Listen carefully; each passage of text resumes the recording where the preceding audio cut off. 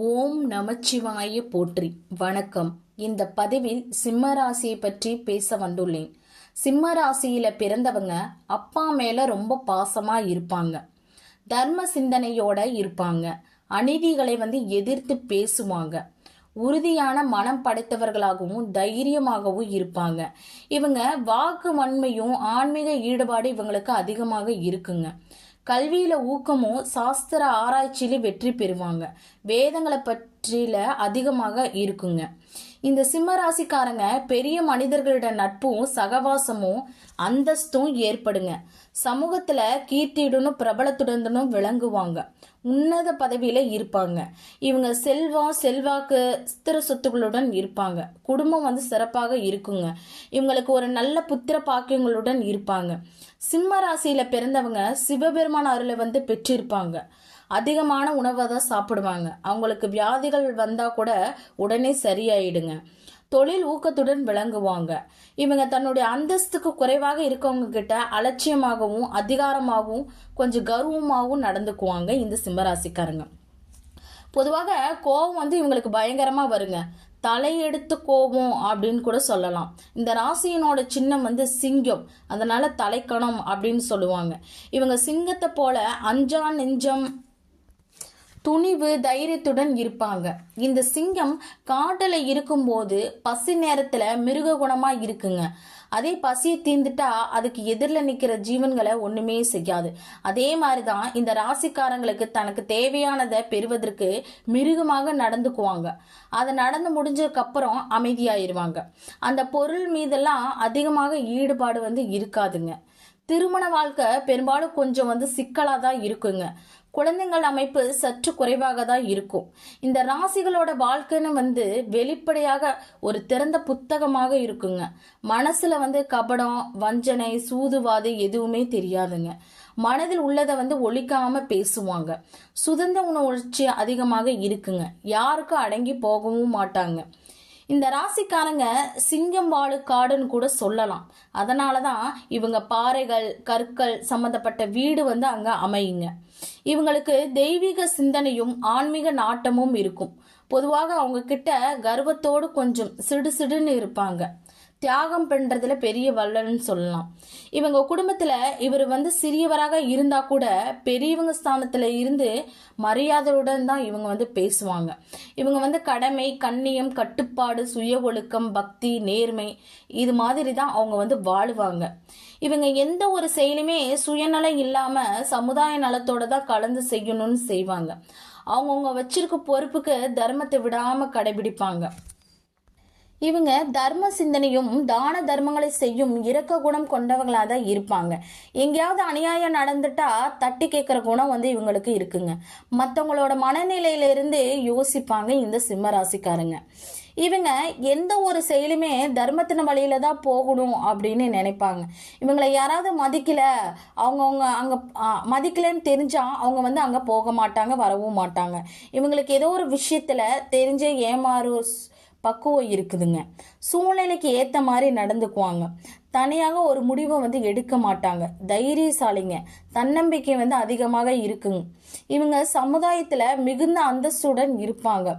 சிம்ம ராசிக்காரங்க நிலையான காரியங்களை செய்வாங்க. உத்தியோகத்தை விட வியாபாரத்தையும் சுய தொழிலையும் அதிகமாக விரும்புவாங்க. தோல்வி பயம் அப்படின்னா இவங்களுக்கு என்னன்னே தெரியாதுங்க. இவங்க அடிப்படை தேவைகளை சிரமம் இல்லாம செஞ்சிருவாங்க. இவங்களை நம்பி பல பேரும் இருப்பாங்க. இவங்க தனக்குன்னு ஒரு பாதையை அமைச்சுக்கிட்டு அதுல இருந்து விலகாமவும் இருப்பாங்க. எந்த ஒரு செயலுமே விடாமுயற்சியுடன் செய்வாங்க இந்த சிம்மராசிக்காரங்க. இந்த சிம்மராசி வயிற்று பகுதியை குறிக்கிறதுனால வயிற்றுல ஏதோ ஒரு அதிபதி பிரச்சனை ஏற்படுங்க.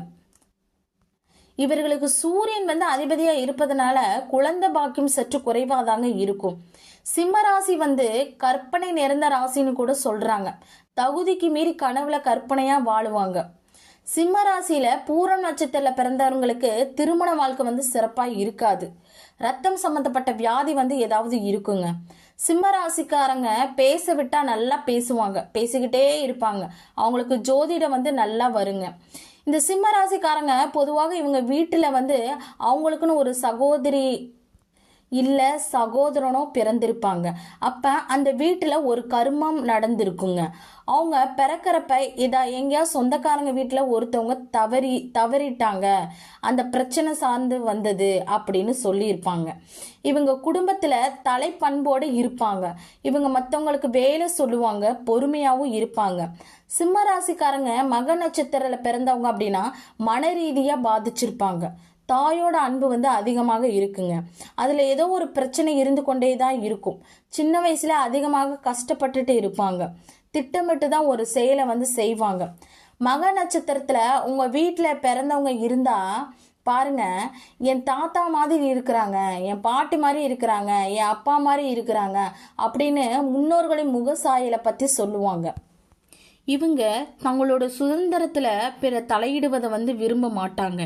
எங்கேயுமே தன்னை தலைவனாக காட்டிக்கொள்ள ரொம்ப விரும்புவாங்க, ஆசைப்படுவாங்க.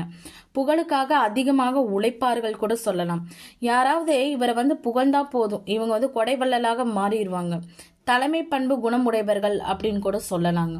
சிம்ம ராசி அக்கறையானவர்கள், பிறர் மீது அதிக நம்பிக்கை உடையவர்கள், மென்மையானவர்கள் கூட சொல்லலாம்.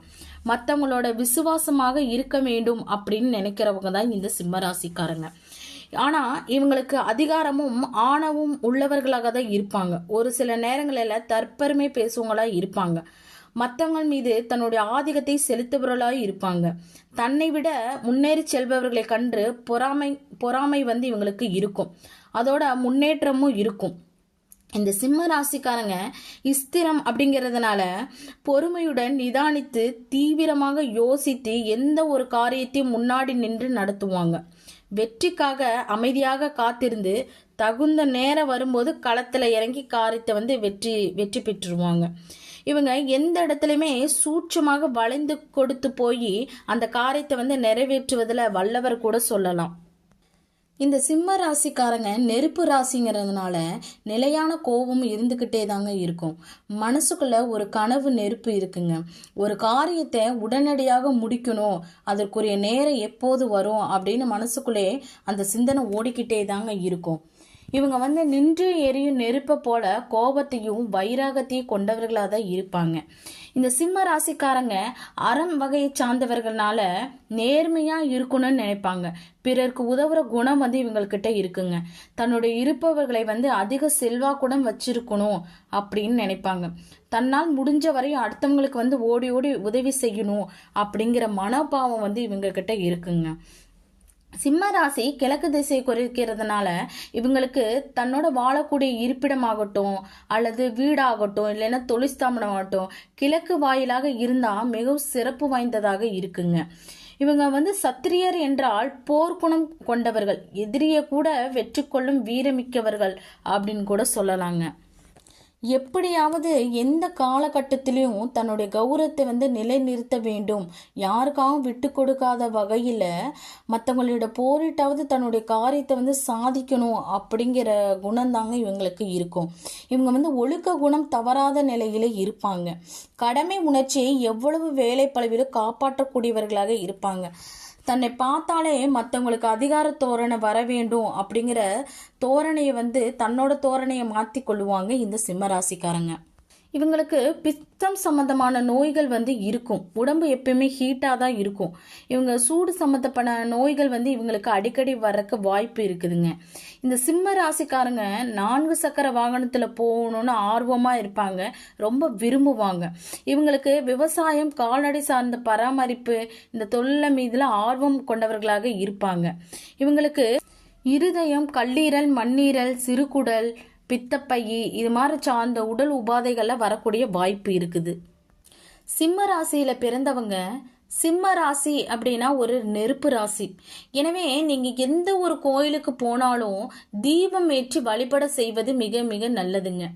வருடத்திற்கு ஒரு முறை உங்க வீட்டுகள் தீபம் ஏற்றி வழிபாடு செய்வதும், அதே போல தொடர்ந்து வீட்டில் ஒரு அணையா விளக்கு இருக்கணும்.